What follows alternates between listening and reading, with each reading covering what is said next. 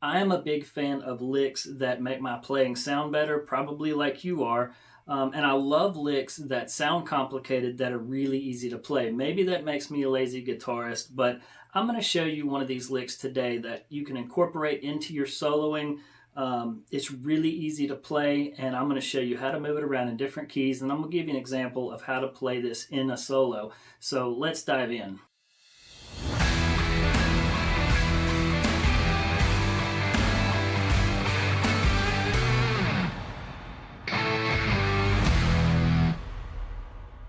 Now, we're going to do this in the key of A, but you can move this around, and I'll show you how to move it around to different keys. And where I first heard this lick is from Merle Haggard's Working Man Blues, although I'm sure he was not the first one to come up with it.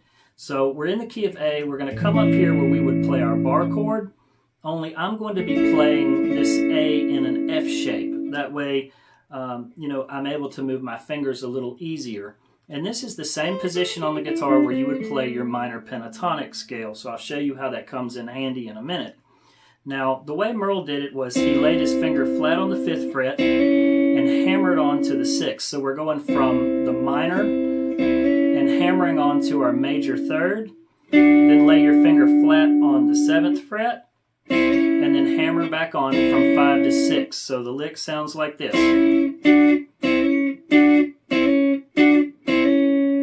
Now, the way Merle Haggard did it was in between those licks, he would hit this open A string. So he would be hitting his open A with his pick and playing that lick with his fingers. And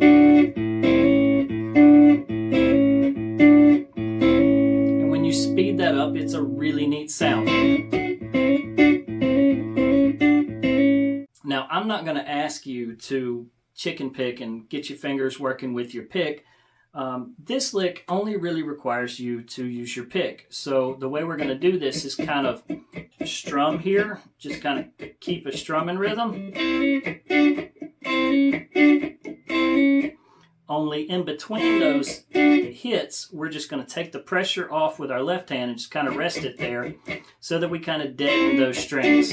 And it takes a little bit to get that rhythm, but once you do, you can start incorporating it into your solo. So anytime you're playing around this minor pentatonic shape,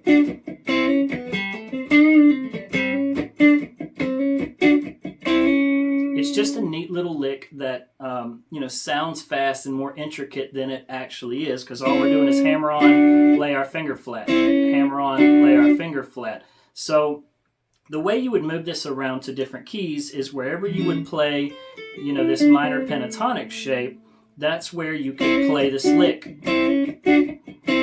So if I wanted to play this in E, I could move it all the way up here to the 12th fret. Or I could even play it open.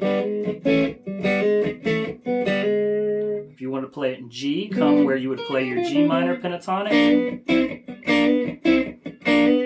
So it is a neat little lick that's movable around the neck anywhere that you want to play.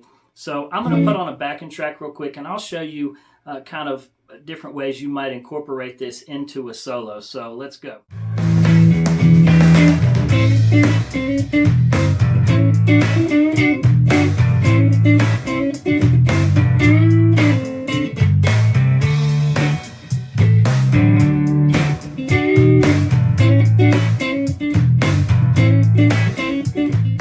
So play around with this lick. I really do hope you get some good mileage out of it. It's a fun, easy lick to play that's movable anywhere on the guitar neck. So I hope you enjoy this, and as always, if you need something, reach out to me. I'll be glad to help you.